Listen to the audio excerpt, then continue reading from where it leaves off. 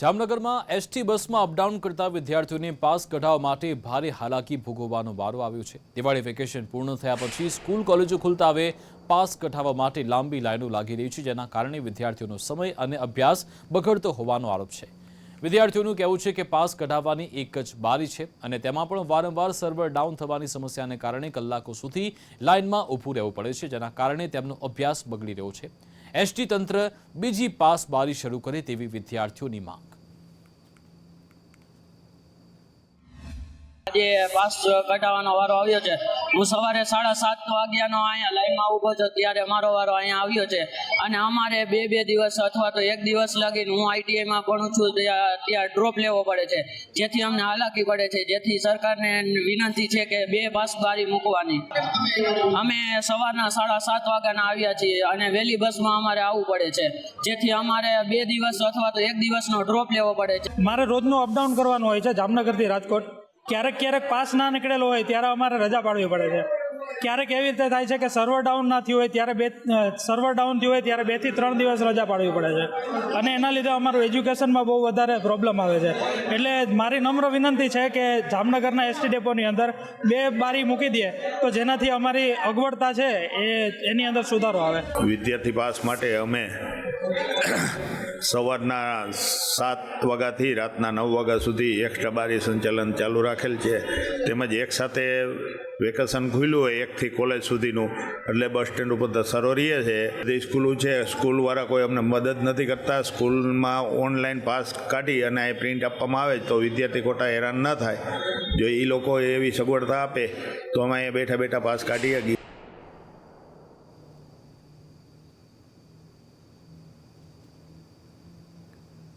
કેશોદના ખમીદાણા ગામમાં ચોમાસામાં વરસાદને લઈ ખેતીમાં નુકસાન થયું હતું। ગામમાં પાક નુકસાનીમાં 70 ખેડૂતોનું સર્વે ન કરાય હોવાનો આક્ષેપ છે।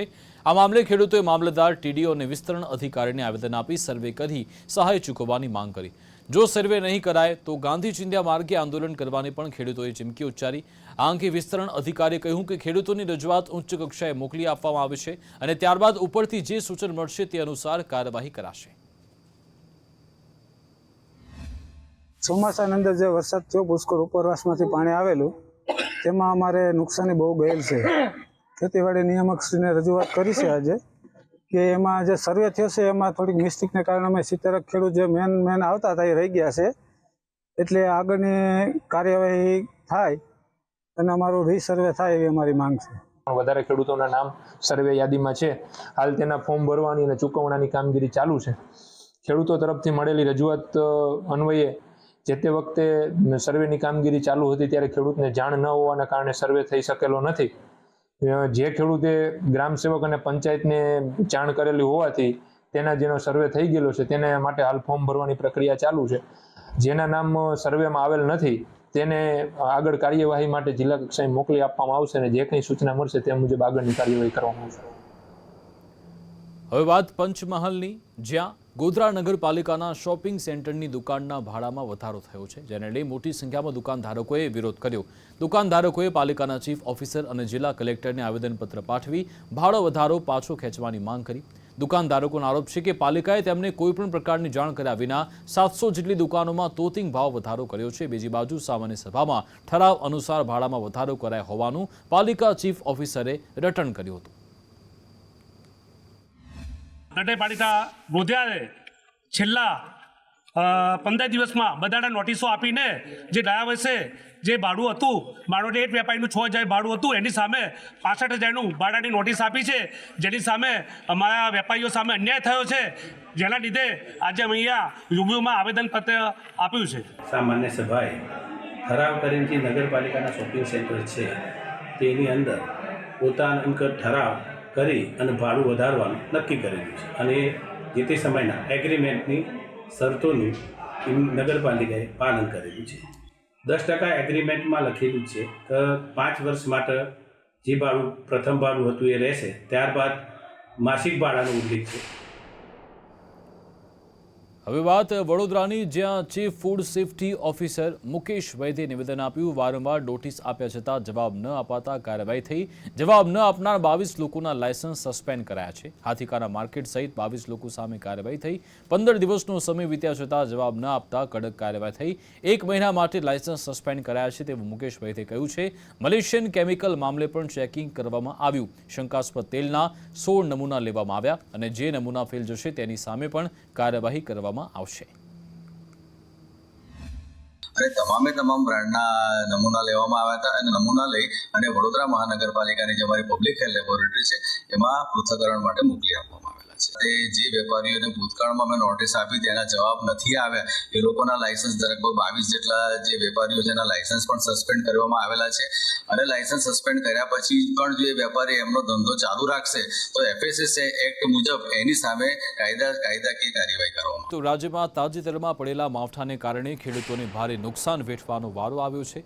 ત્યારે પાટણ જિલ્લાના રાધનપુર અને સાંતલપુર તાલુકામાં માવઠાને કારણે પાકને ભારે નુકસાન થયું છે, જેને લઈ તંત્ર દ્વારા સર્વેની કામગીરી હાથ ધરાઈ છે.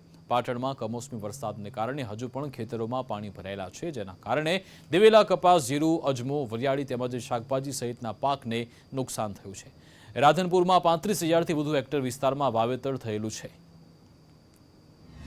પાટણ જિલ્લાના ખેડૂતો ઉપર જાણે કે કુદરત રૂઠી હોય એ રીતના દ્રશ્યો જિલ્લાની અંદર જોવા મળી રહ્યા છે. દ્રશ્યો બતાવવા માંગીશ કે જે રીતે પાટણ જિલ્લાની અંદર કમોસમી માવઠું પડ્યું ને માવઠાના લઈને ખરીફ તેમજ જે રવિ પાકો છે તેની અંદર નુકસાન સૌથી વધારે થયું હતું. સૌથી વધારે જો નુકસાનની વાત કરીએ તો રાધનપુર તેમજ સાંતલપુર તાલુકાની અંદર 2 ઇંચથી વધુ વરસાદ પડતા ખરીફ પાક તેમજ રવિ પાકની અંદર જીરું, એરંડા, ઈસબગુલ સહિતના જે પાકો હતા તેની અંદર ખેતરો જે વાવેતર ખેડૂતોએ ખેર ખાતર બિયારણ કરીને વાવેતર કર્યું હતું, ખેતરોની અંદર પાણી ભરાઈ જતા પાક નુકસાન વેઠવાનો ખેડૂતોને વારો આવે તો પહેલાં ચોમાસાની અંદર ખેડૂતોને ભારે વરસાદના કારણે જે રીતે પાક નિષ્ફળ ગયો ને ત્યારબાદ પેટે પાટા બાંધી જે રીતે ખેડૂતોએ રવિ પાકનું વાવેતર કર્યું ને બીજી બાજુ જે ખરીફ પાક એરંડા, દિવેલા જે પાક ઊભા હતા તેની અંદર પણ જે રીતે વરસાદ પડ્યો ને તમામ ડાળો નમી ગઈ ને દિવેલાના પાકને પણ નુકસાન થયું. બીજી બાજુ મોંઘા બિયારણ લાવીને જે જીરાનો પાક વાવેતર કર્યું હતું તેને અંદર પણ વ્યાપક નુકસાન વેઠવાનો વારો આવે છે. પરંતુ સૌથી મહત્વની બાબત છે કે મોડે પરંતુ તંત્ર જાગ્યું છે ને રાધનપુર અને સાંતલપુર તાલુકાની અંદર બંને તાલુકાની અંદર મળીને જે રીતે 50,000 હેક્ટરથી વધુ જમીનમાં જે નુકસાન થયું છે તેનું સર્વે હાથ ધર્યું છે અને 22 જેટલી ટીમો બનાવી બંને તાલુકાના 127 ગામોની અંદર તંત્ર દ્વારા સર્વેની કામગીરી હાથ ધરી છે. ત્યારે જોવાનું રહ્યું કે આ વિસ્તારના ખેડૂતોને સર્વે કર્યા બાદ ક્યારે સહાય મળે છે, ત્યાં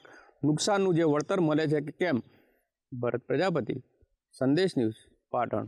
તારા સાથે જે વરસાદ પડ્યો એમાં ખાસ કરીને રાધનપુર અને સાંતલપુર તાલુકામાં 2 ઇંચ ઉપર જે વરસાદ થયો તેના કારણે ઊભા પાકો જેવા કે દિવેલા અને કપાસ ખરીફ પાકો અને રબી પાકોમાં ખાસ કરીને જોવા જઈએ તો જીરું, અજમો, સવા, વરિયાળી તેમજ શાકભાજી અને અન્ય પાકો જે ઊભા હતા વાવેતર થયેલું હતું તેમાં નુકસાન આપણને અંદાજ જોવા મળે. અત્યારે શિયાળામાં રવિ પાકમાં જીરું, રાયડો, એરંડા, સુવા વગેરે અજમો વગેરે રવિ પાકનું વાવેતર થતું હોય બધે વાવેતર હતું અને કમ્પ્લીટ વાવેતરમાં બધા પાકો ઉગી ગયેલા હતા. ત્યારે કમોસમી વરસાદને લીધે જાવંત્રી, પોણવી અને આજુબાજુના ગામોમાં 2 થી 8 ઇંચ વરસાદ ખાબક્યો હોય તમામ પાકો નિષ્ફળ ગયેલા છે અને હાલ કોઈ વરાપ આવે એવું લાગતું નથી.